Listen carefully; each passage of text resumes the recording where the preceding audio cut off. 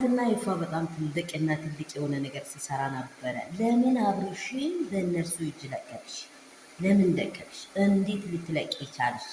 ሩታ ትክክል አልሰራሽም ብሎ ብዙ ጭቅጭቅ ነበረ። ምክንያቱም ኤፋ በጣም ያውቃል ውዶቼ፣ ኤፋ በጣም ያውቃል። ምክንያቱም እነርሱ ሴራ ተነቅቶባቸዋል። ግን እነርሱ ግልጽ አላደረጉም እንጂ እነርሱ እንደምንም አድርጎ ከሄርሜላ ጋር አገናኝቶ ሌላ ሴራ ሊፈጥሩት ነው እንጂ ለአብርሃም ጤንነት ፈጽሞ አስቦበት አይደለም።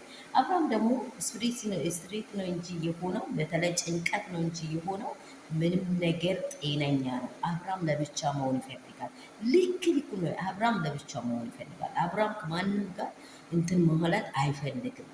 ኢቬን እንኳን አለ በጣም ትክክለኛ ነገር ያወራው ሄርሜላ ጋር እንኳን ሲሆን ሰላመኛ ያወራ ነበር። እዚህ ሲመጣ በቃ ሌላ ውስጥ ነው የሚገባው። አብርሃም ከምስቱና ከልጁ ጋር መሆኑ የሚፈልገው እኔ አረጋግጬ ነው ይሄንን ነገር ልፋቴን እንዲህ መንገድ ላይ ጣልሽ ብሎ በጣም በጠበቀ ሀሳብ ያውራት ነበር። ሰላም ቤተሰብ እንደምን አላችሁ? ሁሉ ሰላም፣ ሁሉ መልካም ነው ወይ? እና ያ ሁሉ ሰላም ነው። ሰላም ያደራችሁ ሰላማችን ብርዝት ትርፍርፍ ይበል። ያላችሁ በስፍራ እግዚአብሔር በሰላም ጠብቃችሁ እኔንም እናንተንም ሰላም ያደረገው እግዚአብሔር የዛሬን ቀን ደግሞ ሰላም ያርገን። አዲስ ነገር መልካም ነገር ያሰማን። እኛ ትጋታችን እውነተኛ ነገርን ነው የምንደግፈው፣ ሌላ ነገርን አይደለም።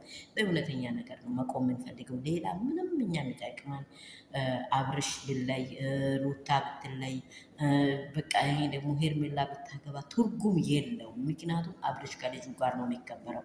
አብርሽ የሚከበረው ከቤተሰቡ ጋር። አንድ ሴት ለአንድ ወንድ ናት፣ አንድ ወንድ ደግሞ ለአንድ ሴት ነው። ይሄ እግዚአብሔር የፈቀደው ነው እንጂ እኛ ያመጠነው ነገር የለም።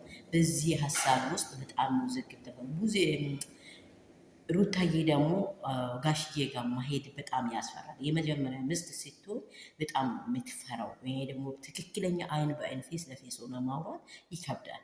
አንዳንድ ጊዜ እኛ በጣም ራሳችንን እንትን ስለምናደርግ ነው አባቶች ፊት መቅረብ ከባድ ነው። የምር የልጅ ሚስት ከሆንሹ አባትንና እናትን ማየት በጣም ይከብዳል። በእነርሱ ፊት የልብሽን ሀሳብ ማውራት እኔን ጎቶኛል። ለሩታ ደግሞ ሪሊ ጋሼ እንደሚያወሩ ታውቀዋለች። ስለዚህ ዛሬ ደግሞ የሚከሰተው ምን እንደሆነ አናቅም። እንደዚህ ኬዝ ይሄዳል በምለው ወስነው ነው የተለያዩት። እንግዲህ የይፋ ሄዶ አብርሽን ቢያመጣ ከልጁ ጋር ሲሆን ከምስቱ ጋር ሲሆን በጣም ጤነኛ ይሆናል። ሁሉም ካጠገቡ ዞር ብለው የኔ ሀሳብ ይሄ ነው። በቃ ሁሉም ካጠገቡ ዞር ብሎ አብርሽ ብቻውን ሲሆን የሚመቸው ሌላ ነገር ምንም አይመቸውም ለአብርሽ። ይህንን ደግሞ ከቡዜና ከዴቭ ተሰውሯል። እንግዲህ እግዚአብሔር ይገለጥላቸው። ለወንድማቸው መልካም ነሳ አስቡ አይደለም ሰው ባይ ስላላቸው አይደለም። እንግዲህ ወንድምሽ መልሰሽ ማታገኝ ነው። በሞት መልሰሽ አታገኝ። ወንድምሽ ወንድም ነው በቃ። ስለዚህ ለልጁ ለቤቱ ለትዳሩ እንዲኖር ሁላችንን እንመኛለን። ዛሬ የሚፈጠረውን አናውቅም። ይሄ ነው ማታ የተፈጠረው መልካም ነገሮች